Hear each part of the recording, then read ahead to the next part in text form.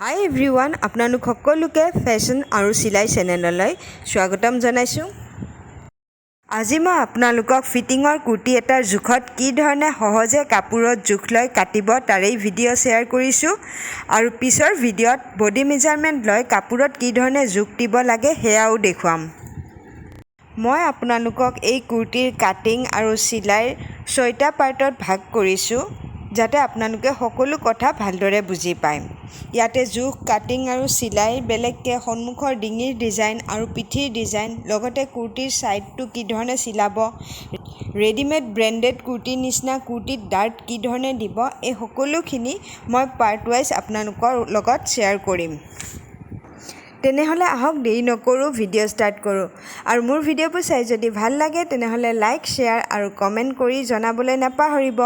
আৰু এতিয়ালৈ যদি আপোনালোকে মোৰ চেনেলত ছাবস্ক্ৰাইব কৰা নাই তেনেহ'লে প্লিজ ৰঙা ছাবস্ক্ৰাইব বাটনটো টিপি দিব।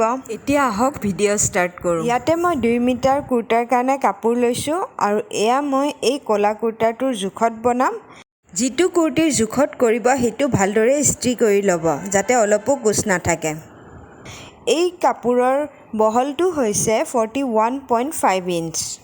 ইমানখিনি বহল কাপোৰত মই দেখুওৱা পদ্ধতিত আপোনালোকে চেষ্ট চাইজ 38 ইঞ্চিলৈ আৰু হিপ চাইজ 40 ইঞ্চিলৈ কুৰ্তি কাটিং কৰিব পাৰিব। ইয়াতে প্ৰথমতে ফ্ৰণ্ট ছাইডৰ কুৰ্তাৰ পাৰ্টটো কাটি ল'ম। কুৰ্তাত সদায় দীঘলকৈ কাপোৰত জোখটো লোৱা হয়, সেইকাৰণে মই ইয়াতে এই ধৰণে কুৰ্তাৰ কাৰণে দীঘলকৈ কাপোৰটো জাপ দি লৈছোঁ। আৰু এয়া জাপটো আমি হিপৰ যিমান হয় তাতকৈ 1.5 ইঞ্চি বা 2 ইঞ্চি বহল ৰাখিব। যিটো কুৰ্তাৰ জোখত আমি কুৰ্তাটো বনাম সেই কুৰ্তাটোৰ মূৰৰ ফালে আৰু তলৰ ফালে এই ধৰণে ধৰি সমানে 2 জাপ দি ল'ব আৰু তাৰ পিছত ইয়াতে এই ধৰণে যিটো বন্ধ ছাইডৰ ফালে কুৰ্তাৰ বন্ধ ছাইডৰ ফালে কাপোৰৰ বন্ধ ছাইড দুইটা সমানে মিলাই পাৰি দিব। আৰু কুৰ্তাৰ আৰ্মহোলৰ 2টা ফাল আৰু হিপৰ ফাল 2টা মিলাই সমানকৈ লৈ ল'ব আৰু তলৰ কুৰ্তাৰ কাপোৰটো সমানকৈ ভালকৈ পাৰি ল'ব যাতে অলপো ভাঁজ নাথাকে। প্ৰথমতে আমি কান্ধৰ জোখটো ল'ব লাগিব। কান্ধৰ জোখটো আমি হাতত যিটো স্লিভ লগোৱা সেই জইনটোলৈকে ল'ব লাগিব। এয়া দেখিছে, যিমান হয় তাৰ লগত আৰু আধা ইঞ্চি যোগ দিব চিলাই মাৰ্জিনৰ কাৰণে। আৰু আৰ্মহোলৰ পৰা হিপলৈকে কুৰ্তাৰ লগত সমানে এই ধৰণে আঁচ এডাল টানি দিছোঁ। আৰু হিপত দেখিছে এইখিনিৰ পৰা আমাৰ কুৰ্তাৰ স্লিটটো আছে ফালা, গতিকে সেইখিনিলৈকে আমি এই ধৰণে চিন দি দিছোঁ।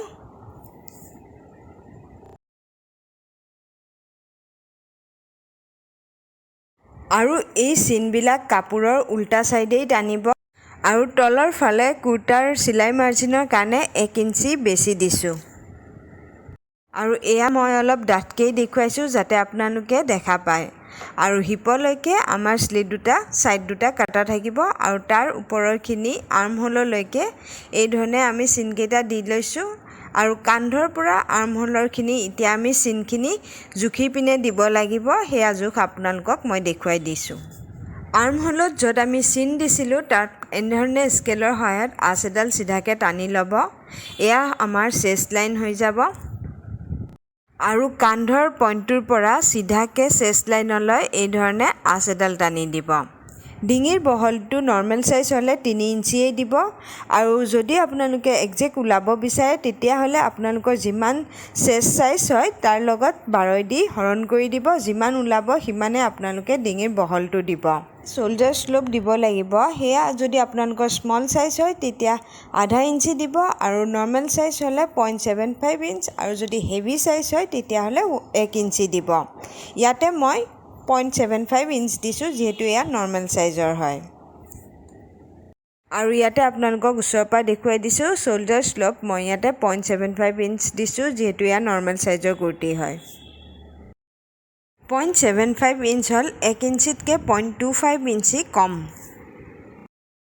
আৰু ইয়াতে মেজাৰিং ফিটাডাল চেষ্ট লাইনৰ পৰা য'লৈ আমাৰ শ্ব'ল্ডাৰ শ্লোপ আছে তালৈ টানি দিছোঁ আৰু তাৰপিছত 2 জাপ দি লৈছোঁ আৰু মাজৰ পইণ্টটো উলিয়াই তাতে এটা চিন দি লৈছোঁ। আৰ্মহোল আৰু চেষ্ট লাইন 2টা য'ত জইন হৈছে সেই কোণাটোৰ পৰা মেজাৰিং ফিটাৰ সহায়ত 1 ইঞ্চিত এটা চিন দি লৈছোঁ আৰু তাৰপিছত মাজৰ পইণ্টটো আৰু চেষ্ট লাইনৰ এই একেবাৰে জইনৰ পইণ্টটো এই ধৰণে মিলাই দিব পাৰে ভিডিঅ'ত দেখুৱাৰ ধৰণে, নাইবা আৰ্মহোল শ্বেপাৰৰ সহায়তো এই ধৰণে এই দুটা পইণ্ট মিলাই দিব। আৰ্মহোল শ্বেপাৰ আপোনালোকে য'ত চিলাইৰ বস্তু কিনে তাতেই পাই যাব। আৰ্মহোল শ্বেপাৰ বহুতেই প্ৰয়োজনীয়, কিয়নো ইয়াৰ দ্বাৰা আমি ডিঙি বা বেক চাইডৰ নেকৰ ডিজাইন দিবও সুবিধা হয় আৰু একেবাৰে পাৰফেক্ট হয়। যিহেতু এয়া স্লিভলেছ কুৰ্তা, গতিকে ফ্ৰণ্ট আৰু বেকৰ পাৰ্ট দুইটা একেই আৰ্মহোল হ'ব।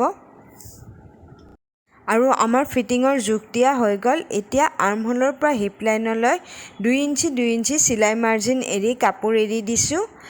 এয়া 1.5 ইঞ্চি ৰাখিব পাৰে, কিন্তু ইয়াতে যিহেতু ডাৰ্ট দিম সেইকাৰণে মই 2 ইঞ্চি 2 ইঞ্চি ৰাখিছোঁ হিপ লাইনলৈ, আৰু হিপ লাইনৰ তলৰখিনি 1 ইঞ্চি 1 ইঞ্চি ৰাখিছোঁ।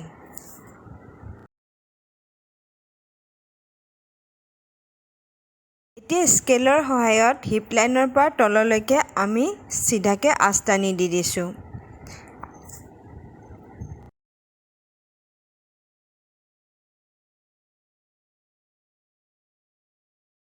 এতিয়া আৰ্মহোলৰ পৰা হিপ লাইনলৈ চিলাই মাৰ্জিন 2 ইঞ্চি 2 ইঞ্চি ৰাখি এই ধৰণে দাগ দি লৈছোঁ।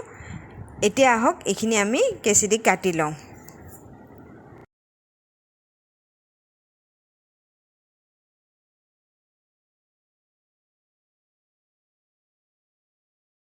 য'ত য'ত আমি চিলাই মাৰ্জিন ৰাখি দাগ দিছোঁ তাতে আমি কেঁচি দি কাটি দিছোঁ। এয়া দেখিলে আমাৰ কাটা হৈ গ'ল। ইয়াতে কুৰ্তাৰ এটা পাৰ্টহে কাটা হ'ল। এতিয়া আহক নেক্সট পাৰ্টটো কাটোঁ।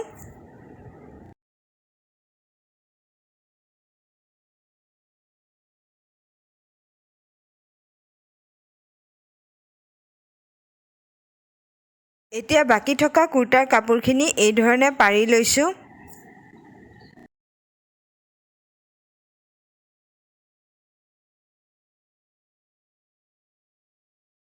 আৰু এইটো ছাইডৰ পৰা কাপোৰখন 2 জাপ দি লৈছোঁ। এতিয়া কাটি থোৱা কুৰ্তাৰ পিচটো আমি জাপি থোৱা কাপোৰখনৰ ওপৰত সমানে দি লৈছোঁ। ইয়াতে এটা কথা মন কৰিব, যাতে দুইটাৰে বন্ধ ছাইড দুটা একেফালে হয়। কুৰ্তাৰো বন্ধ ছাইড আৰু কাপোৰখনৰো বন্ধ ছাইড এটা ছাইডে হ'ব। এয়া দেখিছে কুৰ্তাৰ বন্ধ ছাইড দুটা মই সমানে পাৰি লৈছোঁ। আপোনালোকক ওচৰৰ পৰাও দেখুৱাই দিছোঁ। আৰু তাৰপিছত চিন দি লৈ এইটো পাৰ্টটো কাটি দিব। এই ধৰণে কুৰ্তা কাটিং কৰিলে আপোনালোকে 2 মিটাৰ কাপোৰত 43 ইঞ্চলৈ দীঘল কুৰ্তা এটা বনাব পাৰিব। ইয়াৰে নেক্সট ভিডিঅ'ত কুৰ্তি কি ধৰণে আপোনালোকে চিলাব পাৰিব তাৰে ভিডিঅ' আপলোড কৰিম। ভিডিঅ'টো চোৱাৰ বাবে থেংক ইউ ছ' মাছ।